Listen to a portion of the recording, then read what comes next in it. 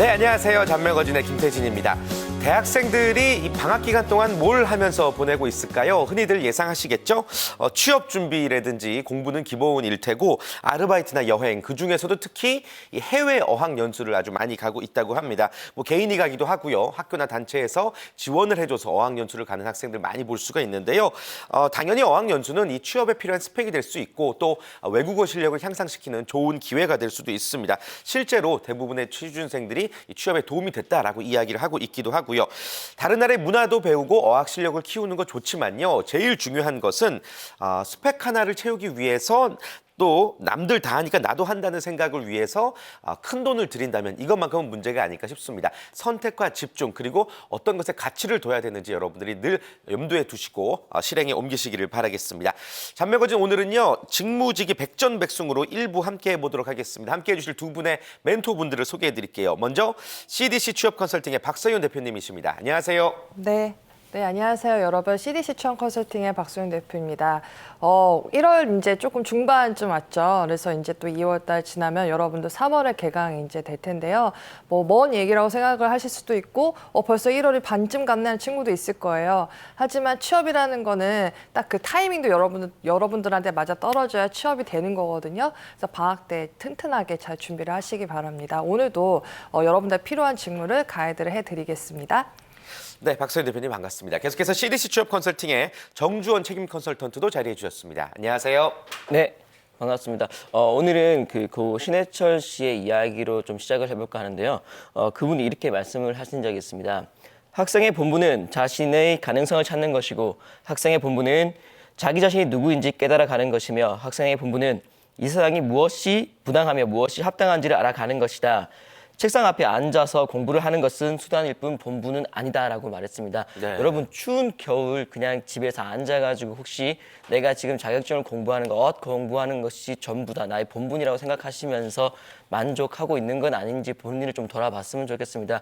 우리의 본분에 맞게 내가 누구이며 나의 가치가 무엇인지 나의 색깔을 찾는 과정 그것을 앉아서만 하는 것이 아니라 낮게 나가서 직접 세상과 부딪히는 과정도 정말 필요하거든요. 여러분들 그런 과정을 저희와 함께 같이 했으면 좋겠습니다. CDC의 정주원입니다. 네, 이렇게 두 분과 함께 오늘의 직무를 살펴보도록 하겠습니다. 오늘 어떤 직무 준비해 주셨나요? 네, 오늘은 영업 쪽에서 관련된 거지만은 좀 재미있게 여러분들 업에 대해서 좀 더 특성을 살려서 말씀드리고자 통신사의 영업 마케팅입니다. 네. 유통 쪽에서 가장 많이 채용을 하고 있는데 이제 영업 관리라고 여러분들 알고 있는데요. 통신사에서는 오히려 영업 마케팅이라고 이제 직무를 이제 표현을 하거든요. 같은 영업 관리의 맥락이기는 하나 이 통신사에서의 영업 마케팅은 어떠한 직무인지를 여러분들과 함께 살펴보겠고요.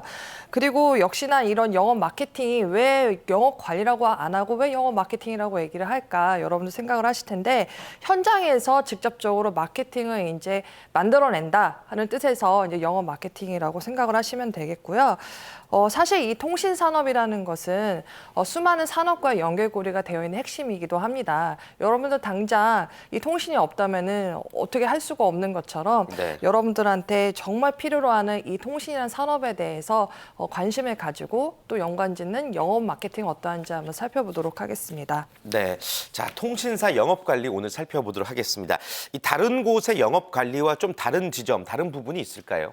네, 이 통신사에서의 영업 마케팅 같은 경우에는요, B2C와 B2B가 이제 함께 움직인다는 것이 특징입니다. 보통 기업들은 둘 중에 하나, 그러니까 B2B가 두각이 된다거나 아니면 B2C가 이제 두각이 되는 면이 있는데, 통신사에서는 B2B와 B2C가 같이 움직인다고 보시면 되고요. KT 같은 경우에는 영업 마케팅 안에 유통 채널 영업, B2C라고 얘기를 지칭을 합니다. 그리고 비즈 영업이라고 해서 B2B라고 나눠지고요. 네. 예전에는 SMB 영업이라고 해서 스몰 미디어 비즈니스라고 이렇게 지칭을 했었습니다. 근데 이제 작년 같은 경우에서부터 이제 비즈 영업이라고 이제 넘어오면서 그 지칭하는 명이 좀 다를 뿐이지 하는 업무는 같다고 보시면 됩니다. 또 SK텔레콤 같은 경우에는 B2B 솔루션 사업과 B2C 마케팅이라고 지칭하고 있고요. 여러분들이 그러면은 B2B 솔루션 사업이라고는 마케팅이 또 같이 포함되는 건가라고 이제 혼돈을 하실 텐데요. 여기서는 영업 관리라고 판단하시면 되고 별도로 여러분들 생각하는 마케팅은 이제 상품 기획이라고 이제 판단을 하시면 됩니다. 그래서 에이즈 플러스 또한 B2C 영업과 B2B 영업으로 이렇게 채용을 꾸준히 해왔습니다. 네, 영업 준비하시는 분들은 이제 B2C, B2B 조금은 익숙한 단어일 수가 있겠는데 저희가 조금 더 자세히 한번 살펴보겠습니다. B2C 영업 마케팅 어떤 직무인가요? 네. 저는 사실 은행 다닐 때 B2C가 뭔지 전혀 몰랐는데 네. 이쪽으로 이제 컨설팅 업무를 같이 하다 보니까 이게 차이점이 있다는 걸 좀 알게 되더라고요. 네. B2C 영업 마케팅 같은 경우에는요. 도매, 소매, 온라인, 양판과 같은 다양한 판매 채널을 통해 가지고요. 모바일과 인터넷, IPTV 등의 다양한 홈 서비스 상품을 소비자들에게 전달하는 역할을 담당하고 있습니다. B2C 영업 마케팅의 담당자는 주로 각 판매 채널의 관리자로서 고객 인사이트를 정확하게 파악하고 채널 내 시장 점유율을 중개시키는 역할을 수행하고 있습니다. B2C 영업 마케팅 직무의 주된 업무로는요. 비즈니스 파트너 발굴 및 육성, 판매 정책 운영, 매장 관리 등이 있는데요. 첫 번째 비즈니스 파트너 발굴을 조금 더 말씀을 드리면은 신규 비즈니스 파트너 후보 풀 관리 및 통신 사업 전반에 대한 지식 교육 및 사업 운영에 대한 노하우 전수, 사업 수익 구조 관리 및 개선 등의 활동을 이렇게 하고 있고요. 판매 정책 운영 업무 같은 경우에는 통신사의 시장 점유율을 높이기 위해 시장 변화에 따라 각 유통업체 채널별 담당 지역별로 차별화된 판매 정책을 수립하는 일을 하고 있습니다.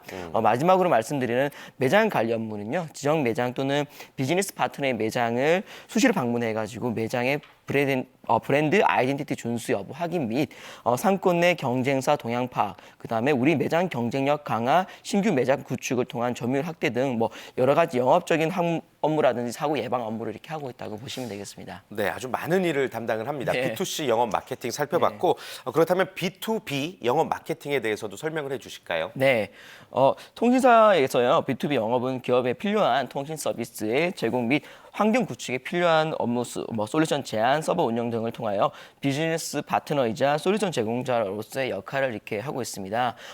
B2B 영업 마케팅 담당자 같은 경우에는요, 그 차이점은 그냥 크게 보시면 개인이냐, 법인이냐, 기업이냐 이 차이점이라고 보시면 되는데요.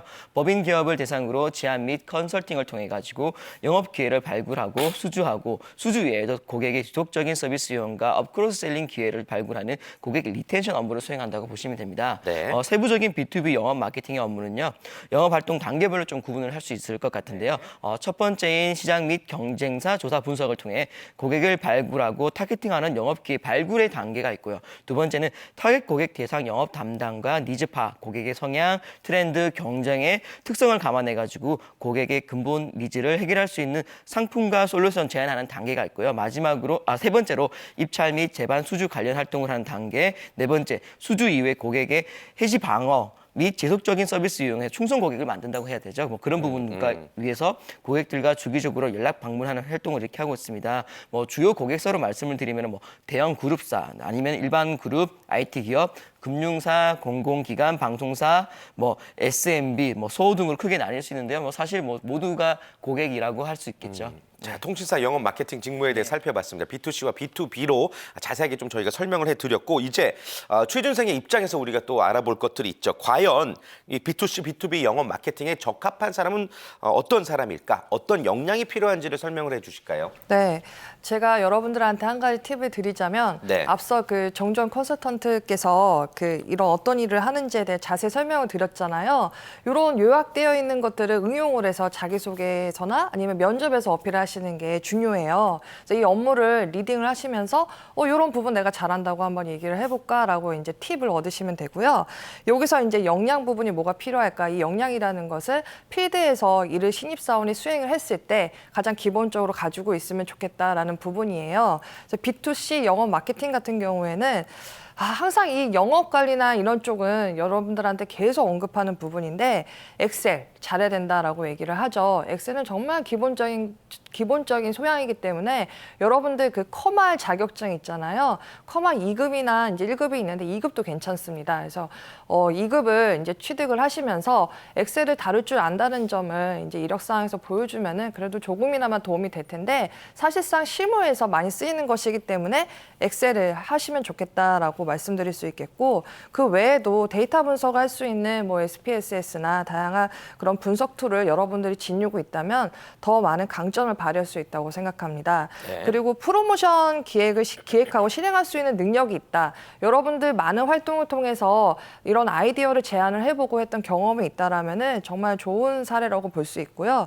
마케팅 전략 수립에 필요한 고객 및 시장 분석 능력이 역시 여러분들 현장에서나 아니면은 뭐 활동적인 부분들 중에서 서포터즈도 있고 다양한 활동들이 있잖아요. 그 안에서 내가 기획을 해보고 그리고 고객을 분석했던 사례가 있다라면은 좋은 이제 사례라고 볼 수가 있죠. 그리고 유통 채널 육성 관리를 위한 커뮤니케이션 역량 이거 같은 경우에도 여러분들 현장에서 내가 아르바이트 같은 경험을 해봤다. 거기서 고객과의 접점에 있어서 내가 설득을 하고 조율을 하고 했던 능력이 있다라면은 정말 좋은 사례가 될 수 있겠다고 봅니다. 그리고 B2B 영업 마케팅 같은 경우에는 시장 경쟁 환경 및 ICT 기술 동향을 이해하는 부분이 필요하다라고 말씀드릴 수 있겠는데 네. 사실 기업에서 IT, SI 관련 경험은 있다라는 부분이 굉장히 선호하는 부분이에요. 왜냐하면 이런 기술이라든가 통신 산업에 대한 이해가 있다라는 거는 기업을 설득하기 위해서 전문성을 보일 수 있는 강점이거든요. 그래서 솔직히 말씀드리면 이공계 친구들 있잖아요. 이공계에서 전공을 했던 친구가 성향은 좀 그러니까 인문계적인 성향을 가지고 인문학적인 소양을 지닌 친구다면은 굉장히 좋아하는 건 사실이거든요. 그래서 뭐 이런 부분에 있어서도 메리트가 있지만 인문계 친구들 역시 이런 IT나 ICT 쪽으로 관심이 있다라는 것을 꾸준히 소양을 한다면은 경쟁력이 있다고 봅니다. 그리고 더불어서 일에 대한 치열함과 끈질긴 승부 근성이 있다. 왜냐하면 고객을 설득을 해서 우리 회사의 고객으로 만들어야 되거든요. 네. 그래서 그 부분이 필요한 거는 당연한 거고요. 그리고 커뮤니케이션 역시 이 비즈니스적인 면에서 기업과의 파트너십을 유도할 수 있는 그런 강점이 필요하다고 봅니다. 자, 좀 일목요연하게 지금 설명을 해주셨는데 그렇다면 우리가 또 지난해 채용을 살펴보면 또 배워야 될 것들이 있지 않겠습니까? 지난해 통신사 영업 마케팅 채용에서 가장 눈여겨보셨던 부분 어떤 게 있을까요? 네, 뭐 가장 여러분들이 관심 많아하는 것들이 보면은 뭐 자소서랑 면접이라고 볼 수 네. 있는데요. 그 중에서 이제 조금 더 어렵다고 이야기할 수 있는 면접 특성이 강한 면접을 좀 이야기 드리겠습니다. SK텔레콤 같은 경우에는 1박 2일 합숙 면접을 이렇게 하고 있는데요.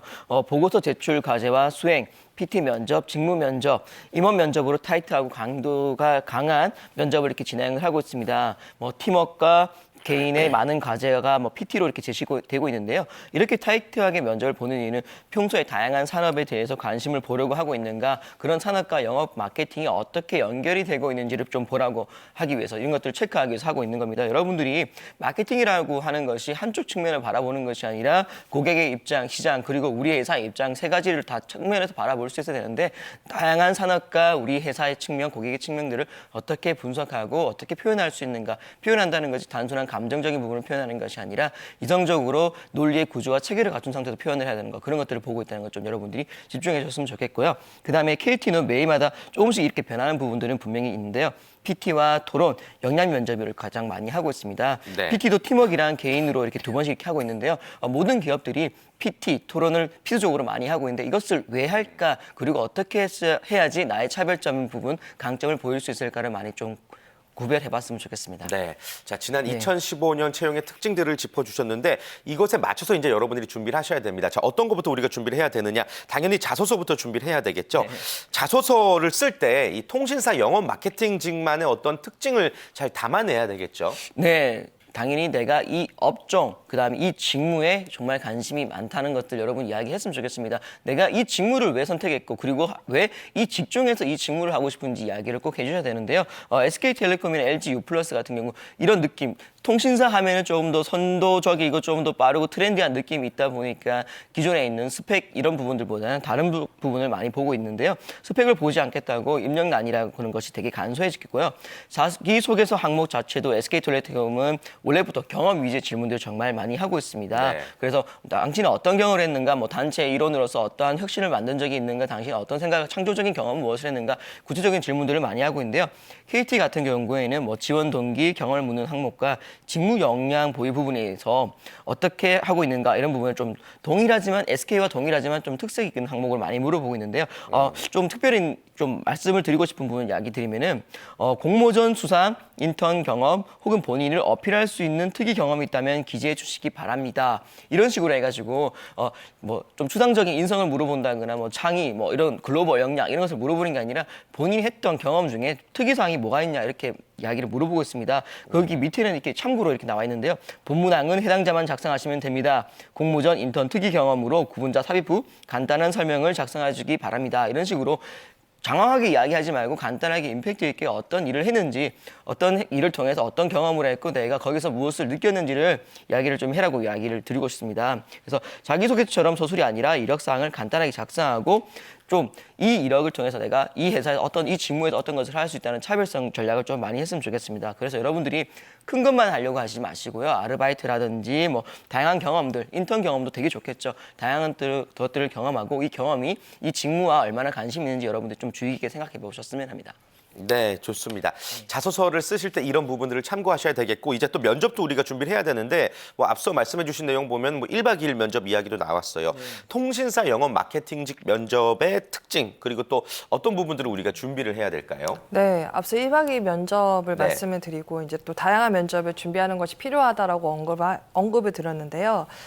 제가 기출문제 사례를 일단 여러분들한테 예시를 말씀을 드릴게요. 네. B2C 쪽으로 말씀을 드리자면 유통 채널인데 PT 면접에서 이제 좀 두들겨서 본다면 문제가 프로모션 이제 LBC 중에서 한 개를 골라서 왜 선택했는지 그거를 이제 방안을 제안을 하는 거거든요. 이 LBC가 무엇이냐면 그림으로 보여져요. 그래서 A는 오픈형으로 꾸며진 대리점. 그리고 B는 전단지를 나눠주는 모습, C는 프리미엄 카페와 결합되어 있는 대리점 이런 식으로 그림이 보여지고요. 그 그림에서 선택을 해서 왜 이걸 선택했고 어떻게 이걸 이용해서 이제 방안 전략을 하겠는지에 대한 그런 면접이지요. 그래서 여러분들 그냥 PT 면접하면은 그 중에서 하나 골라가지고 하는 걸로만 생각했는데 글이 아니라 그림이네 이렇게 또 한 번 더 놀라운 현상을 여러분들 볼 수가 있는데 즉 그 그림을 보면서 여기서 강점이 무엇인지 이제 여러분들 파악을 하시는 건데 현장 이해하고 프로모션 전략을 수립할 수 있는 강점이 있는지 그거를 볼 수 있는 그런 제대로 파악할 수 있는 그런 면접이라고 보시면 돼요. 그리고 여기서 중요한 것은 LSM, 이게 뭐냐면 로컬 세일즈 마케팅이라고 해서 그 상권을 제대로 이해를 하고 거기에 접목시켜서 고객의 연결을 접점을 그거를 잘 활용해서 프로모션 전략이라든가 고객을 유입할 수 있는 전략을 제시할 수 있는 사람인가라는 그런 판단을 하는 거거든요. 네. 그래서 여러분들이 그런 점에서 잘할 수 있다는 부분들을 어필하셔야 되기 때문에 계속적인 꾸준한 그런 영업과 마케팅에 대한 관심을 계속 함양하셔야 되는 점이 중요한 부분입니다. 네, 면접의 키포인트를 지금 들어봤는데 PT 면접도 있고 뭐 또 역량 면접 등에서 이제 어떤 특징들이 있는지도 한번 살펴볼까요? 네, 뭐 역량 면접이라고 하면 여러분들이 내가 이 직무, 이 직종과 어떻게 뭐 특성적인 뭐 관심이랑 이런 걸 이야기해야 되나 이렇게 고민하실 수 있는데요. 대부분 질문들을 보면은 이력상에 관련된 질문들이 많습니다. 그래서 이 이력을 있는데 이 이력이 아무 생각이 없이 한 것이 아니라 이쪽 직무나 직종에 관심을 가지고 했는가, 그 직무랑 어떻게 연결이 되는가 이런 부분들 많이 질문하니까요. 그런 쪽으로 네. 미리 많이 고민을 했으면 좋겠습니다. 그래서 개인의 경험에 관련된 질문들이 정말 많거든요. 뭐 예를 들인다면 외국 생활은 어떻게 했었는가, 외국에 갔다면은 거기서 뭐 어떤 영업 관리는 무엇을 관련된가, 어떤 것을 했는가, 공백기가 있는데 그 공백기가 다른 게 아니라 뭐 본인이 경험을 위해서 어떤 노력을 했는가, 뭐 이런 질문들을 정말 많이 하고요. 그 다음에 영업 관리라는 것이 내가 그냥 지원한 것이 아니라 영업 관리라고 하니까 많이 뽑는다고 해서 그냥 무턱대고 지원한 것이 아니라 내가 처음부터 관심을 많이 가지고 준비해 왔다는 거, 그런 것들 로열티라고 말할 수 있는 것들을 확인하기 위해서 영업 관리의 개념에 관련된 질문들을 정말 많이 하고 있으니까요. 이런 것들을 관심 있는 분들이라면 좀 미리 준비하셨으면 좋겠습니다. 네, 좋습니다.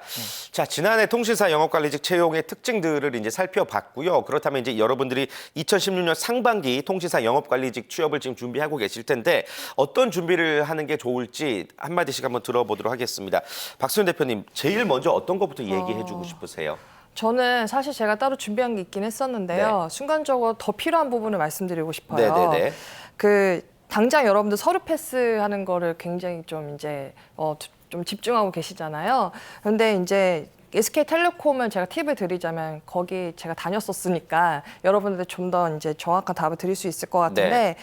그 글자 수가 보통 1000자예요. SK텔레콤이. 그런데 여러분들 글자 수 1000자 다 채워야 될까 이렇게 생각하시잖아요. 근데 SK텔레콤은 990자를 넘어야 되거든요. 그 기준이라는 게 있어요. 그리고 질문 자체가 굉장히 구체적입니다. 그래서 뭐 이렇게 자기소개해봐라. 뭐 아니면은 성장 배경. 뭐 간단하게 이렇게 물어보는 게 아니라 넌 여기서 어떤 역할을 했고 뭐가 힘들어하고 구체적으로 물어보거든요. 거기에 대한 답을 정확하게 다 기입을 했느냐가 굉장히 그 기준의 척도예요. 네. 그래서 여러분들이 글자 수도 맞춰야 되고 그리고 거기에 물어보는 내가 답을 정확하게 하고 있는지에 대한 부분은 굉장히 여러분들이 성실껏 작성을 해주셔야 되는 부분이 중요하고요. 그 부분이 자기소개서에서의 그 서류 합격의 당락이라고 보시면 돼요. 그래서 그 부분에 대한 충실함 여러분들 기억하시고 그 다음에 두 번째 경험 측면에서 말씀드리자면 IT나 ICT에 대한 관심이 계속 있어야 된다라고 제가 말씀을 드렸는데 그럼 어디 가서 써야 돼요? 이렇게 물어보잖아요. 네. 그러면 저는 그 T아카데미에서 하는 과정을 꼭 해봐라 이렇게 조언을 하고 있어요. T아카데미는 SK 플래닛에서 하는 교육기관인데 아무나 할 수 있는 건 아니지만 여러분들이 왜 해야 되는지에 대한 간략한 서술을 하면서 지원을 해야 되거든요. 그래서 이런 부분들을 여러분들 꼭 도전해 보시면 좋겠고 그리고 그 외에도 이런 좀 교육 과정 외에도 박람회라든가 ICT 그런 관련된 그런 산업에 대한 설명회 같은 것도 많아요. 꼭 참여를 하셨으면 좋겠습니다. 그리고 영업 관리직의 일부이기 때문에 영업 마케팅이죠, 영업 관리거든요. 그 현장에 가서 여러분들 거기 그 통신사 채널마다 그러니까 판매 대리점이죠. 거기서 점주도 만나보고 어떤 문제점이 있는지 어떤 고객들이 오는지 그런 상권을 이해해보는 그런 연습도 계속 쌓아가시기 바랍니다. 네, 자 취업을 위해서 명심하셔야 될 부분 여러분들 꼭 챙기셔야 되겠습니다. 말씀해주신 부분을 말이죠.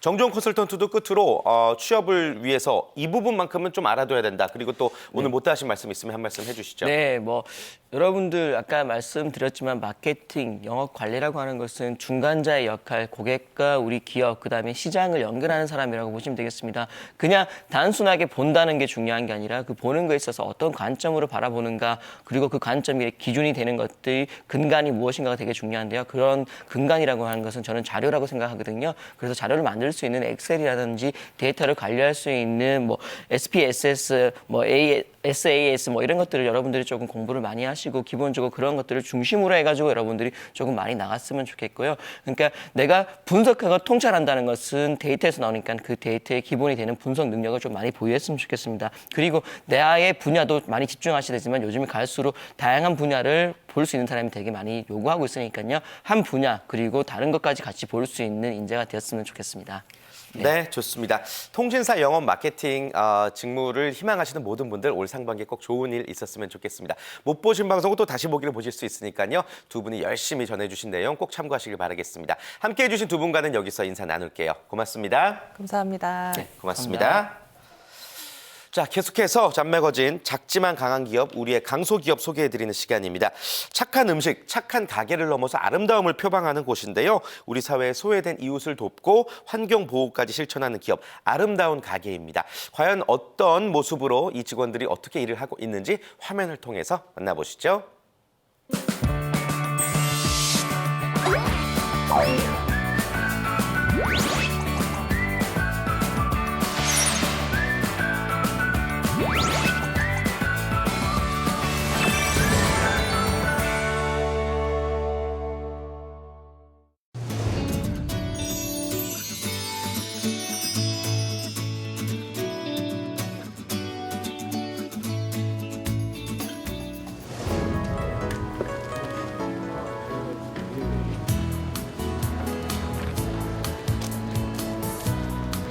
기자님, 아침부터 어제 그렇게 바쁘게 저희에게 기증해 주시겠다고 하는 기증 천사님이 계셔서 지금 출발하려고 하고 있습니다.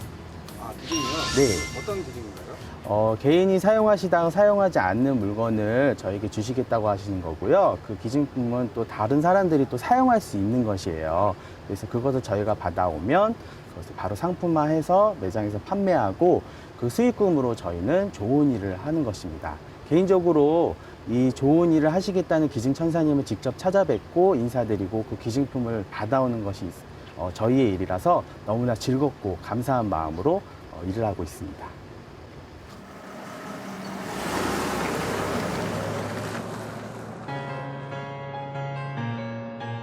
전국 곳곳에 5개의 푸른 잎사귀가 가득한데요.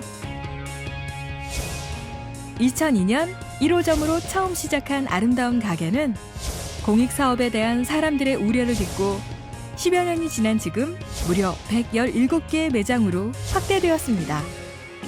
아름다운 가게는 비영리적 사회적 기업이라고 할 수 있습니다.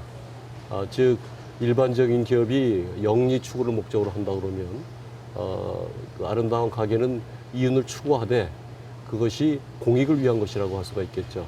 즉 사회에 소외된 자들한테 저희가 그 창출한 이익을 갖다 되돌려주는 그러한 기업입니다. 저희가 저희 아름다운 가게가 12년 전에 창립했을 때 사람들은 과연 이것이 제대로 될까? 사람들이 그렇게 남들 위한 그런 마음이 이렇게 많을까 하는 그 생각들을 가졌습니다만 여러분도 아시다시피 실제 12년이 지난 지금 이후 현재 우리 아름다운 가게는 성공적으로 타 기업의 모범이 되는 기업이라고 할 수 있겠습니다.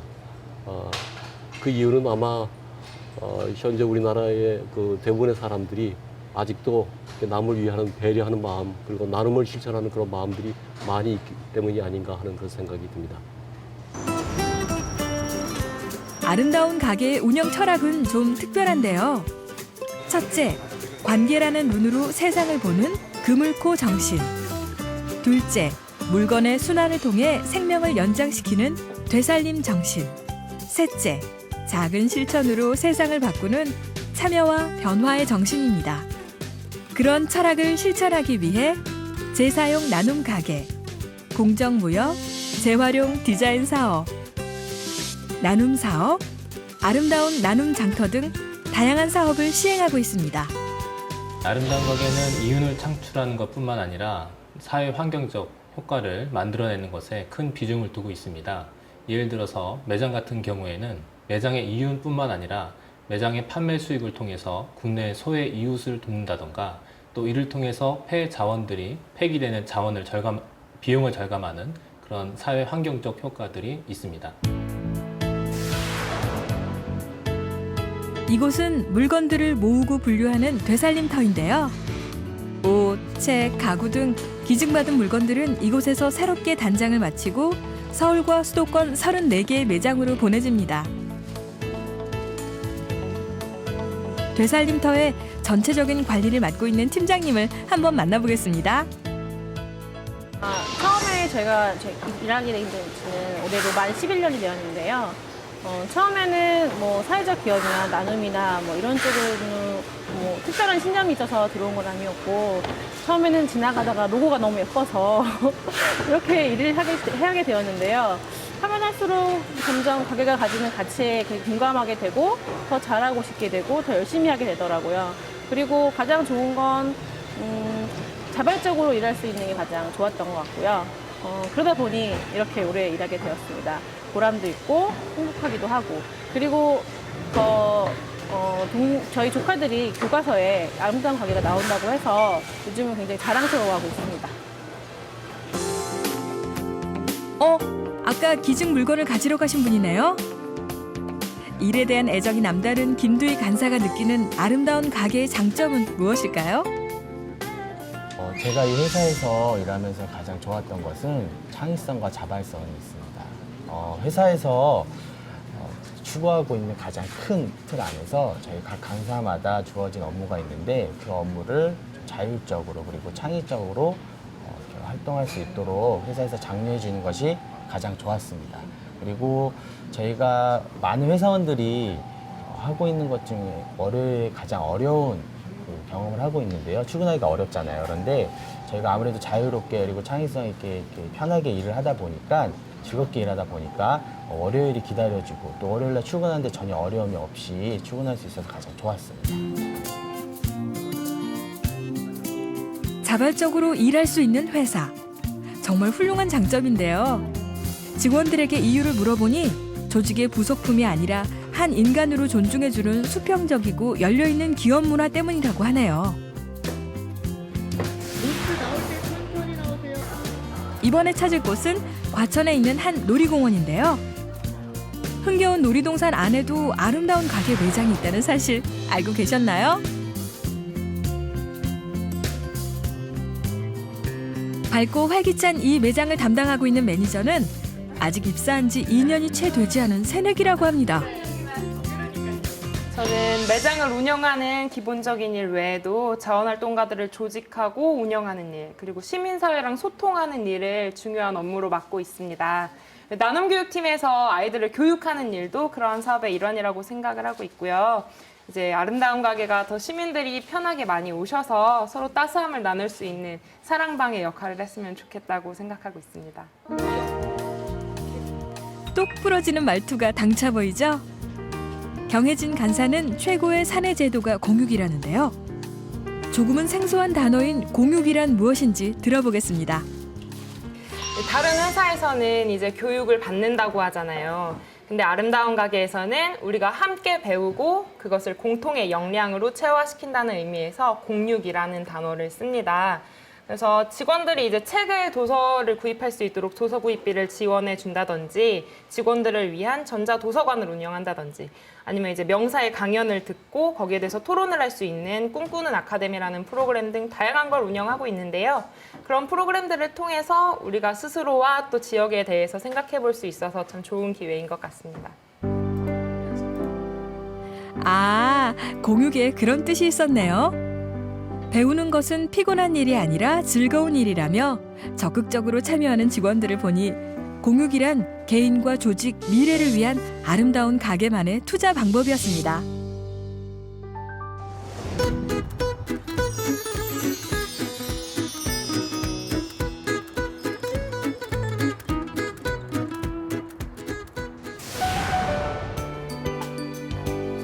자리를 옮겨 이번에는 파주로 향해 볼까요?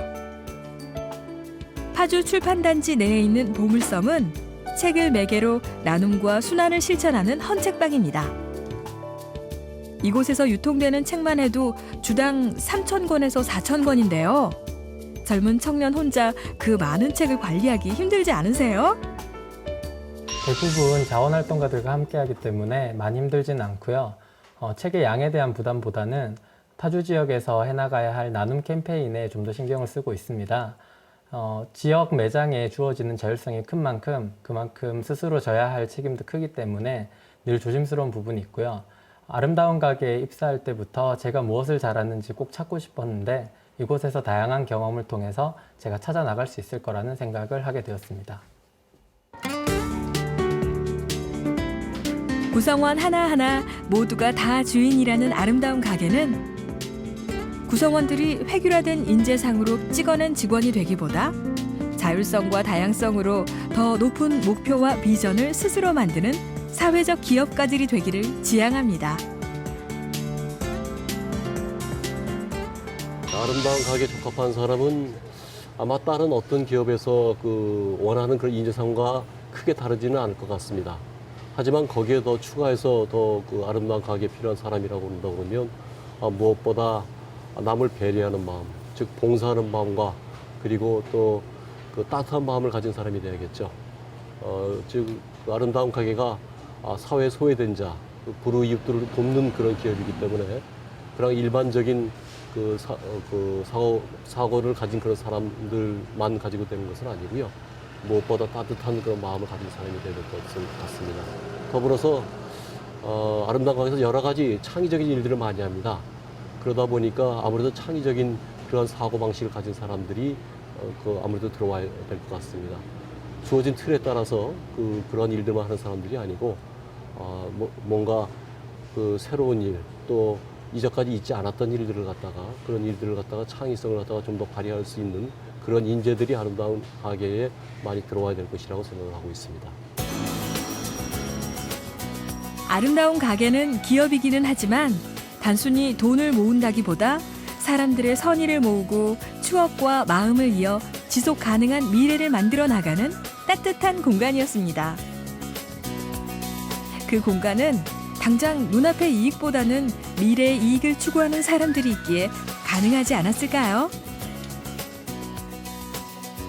장사하는 비영리 단체이자 사회적 기업. 조직이라는 틀 안에서 하고 싶은 일을 하는 직원들이 모여 만들어가는 기업. 서로의 발전을 적극 장려하고 함께 배워나가며 모두가 행복이라는 이윤을 창출하는 기업, 아름다운 가게. 지속 가능한 미래를 꿈꾸는 아름다운 현장에서 함께할 여러분들을 기다립니다. 네, 오늘의 강소기업 아름다운 가게였습니다. 잔매거진 1부 순서는 여기까지고요. 저는 잠시 후 2부에 여러분들 다시 인사드리겠습니다. 처음에는 제가 정확히 무엇을 좋아하는지 그런 쪽으로도 상담을 해주실 줄 몰랐고 그래도 적성검사나 이런 거 전문가들 좀 의견 들어가지고 제가 하고 싶은 일에 제가 잘 어울리는지 원래 갖고 있는 성향도 알 수 있게 돼서 좀 더 구체적이고 시야를 넓히게 되는 계기가 됐었던 것 같습니다. 도움이 너무 많이 됐습니다. 나이 또래의 진로를 아직 못 찾은 사람들이 많은데요. 친구들한테도 추천해드리고 싶네요. 직무를 찾아라. 파이팅! 딱 맞는 적성으로 평생의 직업으로 직무를 찾아라.